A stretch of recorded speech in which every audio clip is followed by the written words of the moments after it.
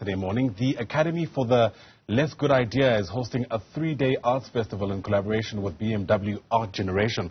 This event showcases performance art, live music and a boutique lifestyle, we're told. Sketching more on this, bring in FNB's Art Joburg founder, Mandla Sibeko, who joins us via our video link this morning. Great to have you on the program, sir. Thanks very much indeed for making time. Tell us a bit more about FNB Art Joburg. It's entering its 16th year, according to the information at my disposal, with the aim of empowering African artists. Absolutely. Thank you so much for having us.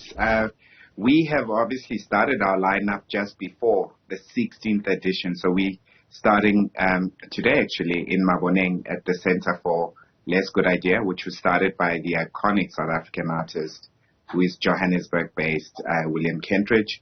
It's a combination of talks, it's exhibitions, it's music, it's food, it's design, it's market. All of that is happening this weekend. But the essence of it is really about a dialogue between two generations, the older artists, older curators, older creatives, and young artists and young and young curators.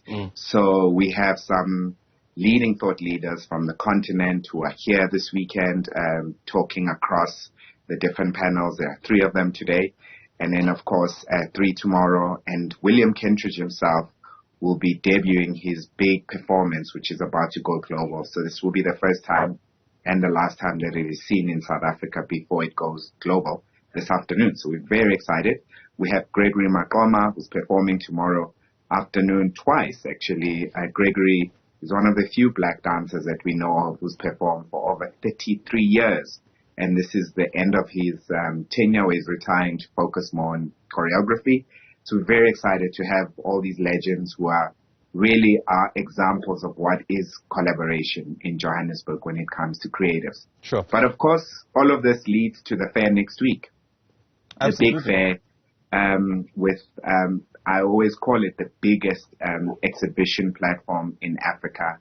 Johannesburg gave birth to the first contemporary art fair in Africa. And next week, it will be the biggest gallery that you can ever find, ever seen from the continent. So it's going to be very exciting. We open next week at the convention center. So, you know, we're trying to activate the city. So this is really a warm-up to saying that, look, we are leading towards the fair. And this weekend, we have this amazing lineup inside Maboneng, as you mentioned earlier, inside the Center for the Less Good Idea. So, yeah, and it's really exciting. It's already opened, actually. The first talk is live now as we speak. Sure. And then, yeah.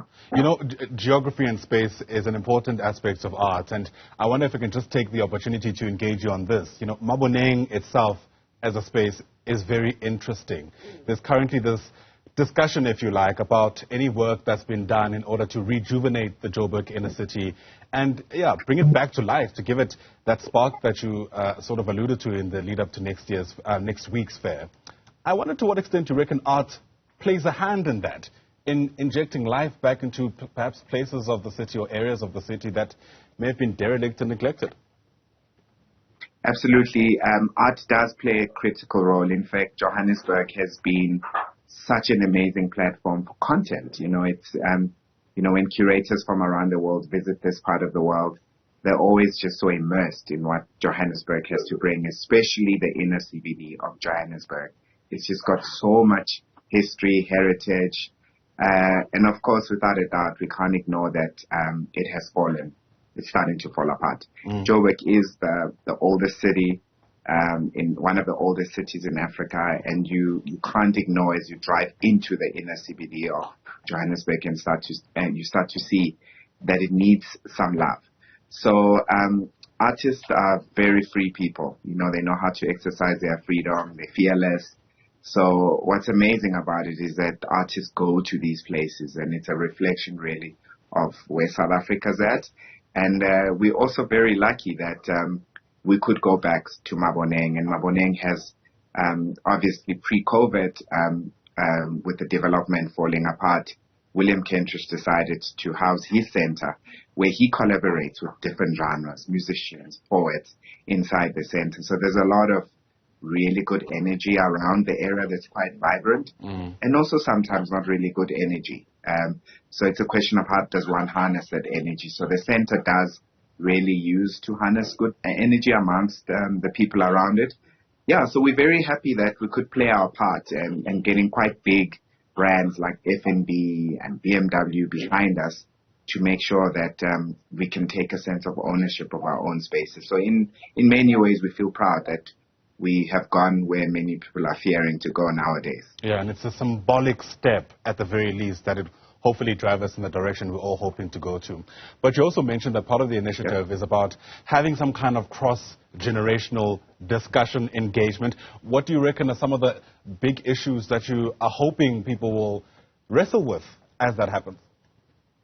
Sure. I'm hoping that there could be knowledge transfer. Big part of this is really knowledge transfer, that very often when you hear of the great minds, whether it be great authors, Nobel laureates, or great curators who are coming from South Africa and artists from Africa and South Africa, you often hear about them speaking about their work on European and American soil. Very rarely do you ever get to see them exhibit on African soil or speak about what they're doing on African soil. So that was really the mission behind this initiative of BMW Art Generation, was to saying we do have these great minds, such as Professor Chika from Nigeria, who's based at Princeton, who is delivering a talk today, and he is here, saying we have these great minds who never speak on African soil. So we need to start harnessing their energy and getting them back, to start transferring knowledge. And that is how we're going to transform our continent and bring a completely different energy. We're almost going the complete opposite of what everyone else is saying. They're saying, oh, Joburg is falling apart. You know, everybody's talking about every other city except Joburg nowadays. And we are saying we are still here. We heavily invested in Joburg, and we're going to harness the best energy, and we're going to go against the currency and absolutely push the creativity and the talent, because there is so much talent that is coming from South Africa that is appreciated around the world. So we want South Africans to also appreciate these great minds and the talent that is coming not only from Johannesburg, but from the continent. And on that inspiring note, we'll have to leave it. Mandla Sibeko, thanks very much indeed for speaking to us. Really do appreciate your time on Newzroom Afrika today. Mandla is the F&B Art Joburg founder. Once again, thanks very much indeed.